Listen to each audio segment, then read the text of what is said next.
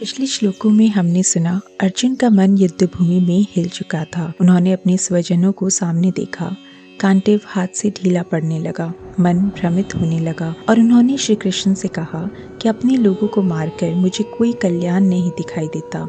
अब अर्जुन की पीड़ा और गहरी हो जाती है। अब वे केवल युद्ध से पीछे हटने की बात नहीं कर रहे, अब वे विजय के अर्थ को ही प्रश्न में रख देते हैं। कुरुक्षेत्र में एक ऐसा क्षण आता है जहां संसार जिसे सबसे बड़ी सफलता समझता है, जैसे विजय, राज्य, सुख, भोग, वही सब अर्जुन को निरर्थक लगने लगता है। क्योंकि अर्जुन के सामने प्रश्न यह नहीं था कि युद्ध जीता जा सकता है या नहीं, प्रश्न यह था कि जिसके लिए जीत चाहिए थी, अगर वही लोग ना रहें तो जीत का अर्थ क्या रह जाएगा। और यहीं से इन श्लोकों की शुरुआत होती है, जिसमें अर्जुन आगे कहते हैं, न कांक्षे विजयम कृष्ण न च राज्यम सुखानि च किन्नो राज्येण गोविंद किन भोगैर्जीवितेन वा येषामर्थे कांक्षितं नो राज्यम भोगाः सुखानि च तयिमेव स्थिता युद्ध प्राणान् त्यक्त्वा धनानि च। इन श्लोकों को सरल अर्थ में समझें तो अर्जुन श्री कृष्ण से कहते हैं, हे कृष्ण, मुझे न विजय चाहिए, न राज्य चाहिए, न उससे मिलने वाले सुख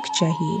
हे गोविंद, हमें राज्य से क्या लाभ, भोगों से क्या लाभ और जीवन से भी क्या लाभ। जिनके लिए हम राज्य, भोग और सुख चाहते थे, वे ही लोग आज इस युद्ध भूमि में खड़े हैं, अपने प्राण और धन त्यागने के लिए तैयार। आइए इन श्लोकों के भाव और गहराई को समझते हैं। यहाँ अर्जुन की बात बहुत गहरी होती जा रही है। अब वे केवल यह नहीं कह रहे हैं कि युद्ध कठिन है, अब वे यह कह रहे हैं कि युद्ध के बाद मिलने वाली सारी उपलब्धियां भी उन्हें खाली लग रही हैं। विजय, राज्य, सुख, भोग, जीवन, मनुष्य इन्हीं के लिए तो संघर्ष करता है। राजा राज्य के लिए लड़ते हैं, योद्धा विजय के लिए लड़ते हैं, परिवार सुख के लिए प्रयास करता है, समाज मान सम्मान और संपत्ति के लिए भागता है। लेकिन अर्जुन इन सबको एक ही क्षण में प्रश्न में रख देते हैं। वह कहते हैं, मुझे विजय नहीं चाहिए, मुझे राज्य नहीं चाहिए, मुझे सुख भी नहीं चाहिए। यह सुनने में वैराग्य जैसा लगता है, लेकिन यहाँ गीता की सूक्ष्मता समझनी होगी। अर्जुन का यह वैराग्य पूर्ण आध्यात्मिक वैराग्य नहीं है, यह उस मन का वैराग्य है जो शोक से भर गया है। जब मन गहरे दुख से भर जाता है तो संसार की सबसे चमकदार चीजें भी फीकी लगने लग जाती हैं। जिस राज्य के लिए संघर्ष चल रहा था, उसी राज्य का आकर्षण अर्जुन के मन से उतर गया। क्यों? क्योंकि अर्जुन ने राज्य की कीमत देख ली थी। राज्य मिल सकता था, लेकिन किसके बाद? भीष्म के बाद, द्रोणाचार्य के चले जाने के बाद, भाइयों, मित्रों और सगे संबंधियों के बाद। यही अर्जुन का प्रश्न है। वे विजय नहीं देख रहे, वे विजय के बाद की रिक्तता देख रहे हैं। वे सिंहासन नहीं देख रहे, वे उस सिंहासन के आसपास खाली पड़े हुए संबंध देख रहे हैं। वे सुख नहीं देख रहे, वे उस सुख की कीमत देख रहे हैं। और इसीलिए वे कृष्ण से पूछते हैं, किम नो राज्येन गोविंद, हमें राज्य से क्या लाभ। यहाँ अर्जुन कृष्ण को गोविंद कहते हैं। ये संबोधन बहुत सुंदर है। गोविंद अर्थात वह जो इंद्रियों को आनंद देता है, वह जो गौ अर्थात गौ, पृथ्वी और जीवों का पालन करने वाला है, वह कृष्ण जो जीवन को रस देते हैं, जो प्रेम, करुणा और संरक्षण के प्रतीक हैं। अर्जुन जैसे उसी कृष्ण से पूछ रहे हैं, हे गोविंद, आप तो जानते हैं कि सुख क्या है, आप तो जानते हैं कि जीवन का रस क्या है।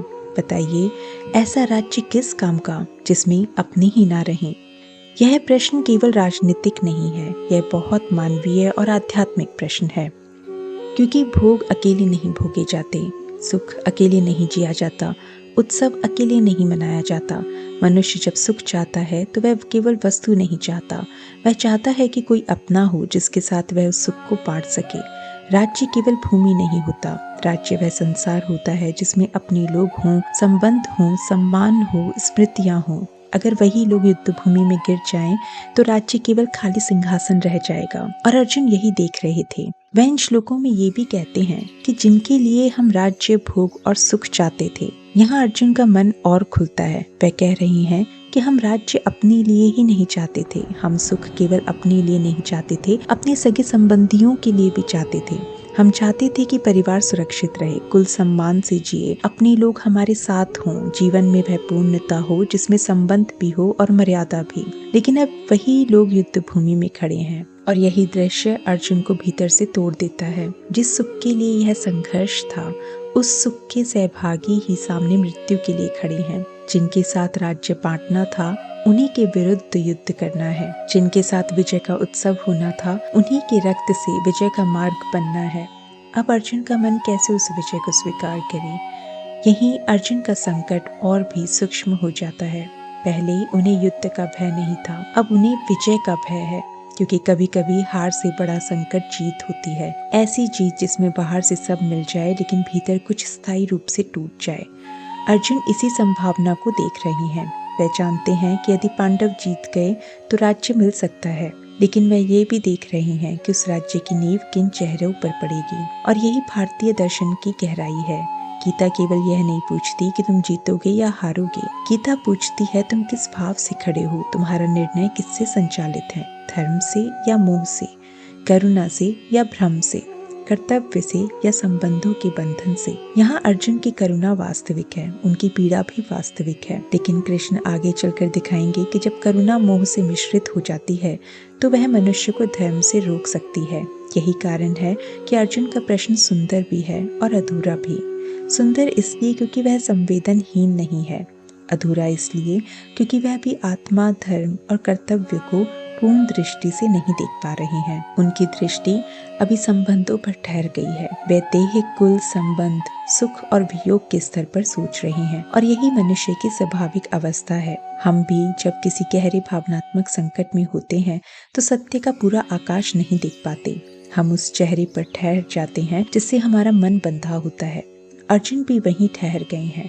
उनके सामने कृष्ण है, लेकिन उनकी दृष्टि अभी सगे संबंधों पर पड़ी है। उनके सामने धर्म है, लेकिन हृदय संबंधों में उलझा है। उनके सामने युद्ध है, लेकिन मन उसके बाद भी खाली दुनिया देख रहा है। इसीलिए यह श्लोक केवल अर्जुन का दुख नहीं दिखाता, यह मनुष्य की सबसे बड़ी उलझन दिखाता है। मनुष्य संसार में सुख चाहता है, लेकिन वह सुख वस्तुओं से नहीं, संबंधों से अर्थ पाता है।